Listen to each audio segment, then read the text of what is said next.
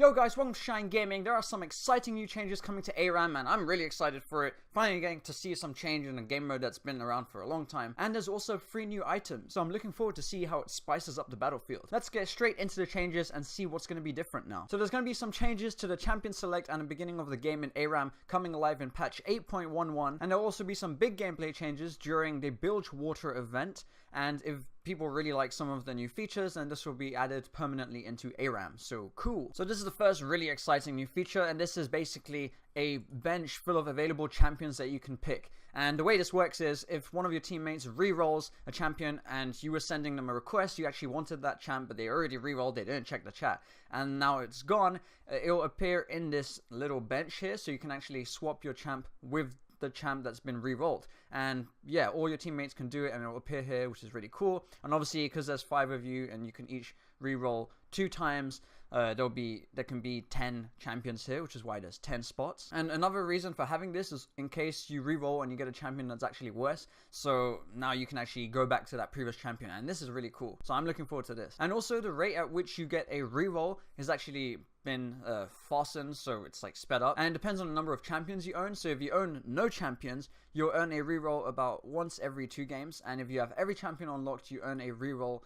every single game. So that's pretty cool, because I personally play quite a lot of ARAM because it's the shortest game mode and I haven't got much time, so always good to be able to reroll whenever you want. And now they're changing the random champions that you can get in ARAM, and they're actually expanding it, so now you're going to be able to have the last 3 rounds of free-to-play champions. So you'll have 42 champions just from free-to-play that you'll be able to you'll randomly be assigned to during ARAM. And because of Pike coming out soon, he'll be in the kind of like the package of champions you can randomly get, if that's the terminology for it. And they're making it so that it's easier to get an S rank in Champion Mastery and ARAM, so great. And there's some really exciting new features coming to the beginning of the game. The first one is there will be base gates, just like in Summoner's Rift, and just like in Summoner's Rift, they'll go down after 15 seconds. And usually in ARAM, whenever you start the game, you're obviously level 3, but you also have 0 experience, so you're not on the way to getting level 4.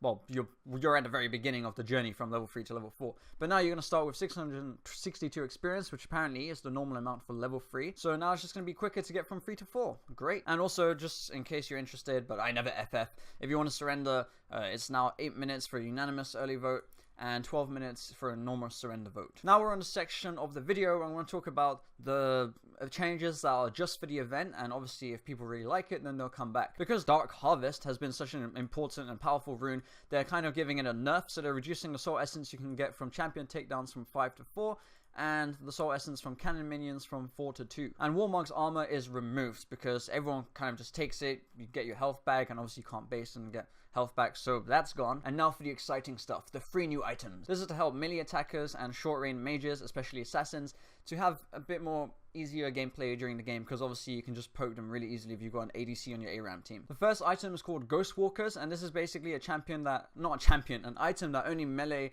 or melee, however you pronounce it, champions can buy, and this lets them walk through walls or on the air.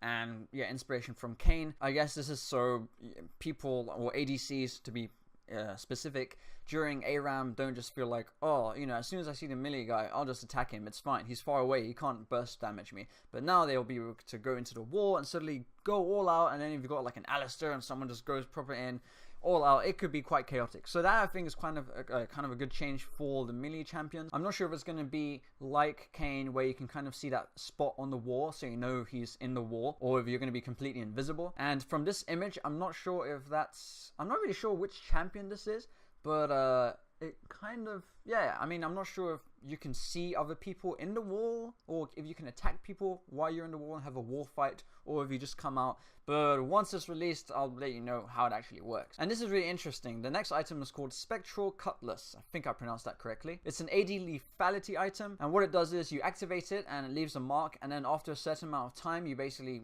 I guess, teleport back there. So you can leave it, go in, try to get some damage done, and then come back out. That's pretty cool. Basically like an Echo ult. And then the last item is Bloodletter's Veil. Now this is interesting because it's like Banshee's Veil, but when you use an ability, you gain a shield. So you can kind of go in, poke someone, and have a shield. Basically, you're getting like more health for the AP people more health and being able to just poke a bit more. I'm also not sure actually if it's against enemies or enemy champions. I'm guessing it's enemy champions because then you just have a permanent shield when you're farming. So that's a bit weird, but who knows, we'll see once it's out. And don't worry, they'll be on the recommended item pages during each game, no matter what champion you have, so in case you forget the names, they'll be there. Now this is really interesting. They're changing the whole health relics and how it works in ARAM. So now what happens is when you walk through the health relic, you get like a circle, kind of like redemption, and everyone who's standing there gets a bit of their health and mana restored. And unlike before where they gave you a flat amount of health and mana, they now restore a % of your missing health and mana, which is great because if you're lower health, you obviously get more health. And because this is a big buff, they're increasing the respawn time from 60 seconds to 90 seconds. And what's interesting and creates for exciting gameplay is the enemy team can also go in it and get healed. So it'll be exciting to see what happens. The weird thing is, imagine if like one of your teammates on ARAM has barely any health and they have to go all the way back to like the first health relic, which is quite far away on the map. And let me just get the map actually. It's where is it? It's here, right? No, is it not there? I swear, there it is. Yeah, so the health relic, yeah, still like the further away one is there, if I said that correctly. And imagine you want to go heal, but your team, well, I don't know, I guess if your team doesn't need it, they just won't follow you, so it's kind of okay. But if your team wants it, then they have to all walk all the way back, which is kind of weird. And obviously the enemy team won't be able to go there because there's turrets, but I think it'll be okay, although the map looks pretty damn beautiful. And something I actually really like is the respawn timers for the health relics are now where you see the respawn timers for jungle monsters, like when you press tab or well, scoreboard, whatever button you've assigned it to. So that's nice. And for the whole Bilge Water event, will be on this beautiful map that uses a new lighting system that League has. So yeah, let's just take a look at some of the new designs and how the map looks like. Oh, these are the little poros. That looks pretty cool. It would be kind of cool if League had like a single player. Well, I mean, it's a bit pointless. League is like an esport.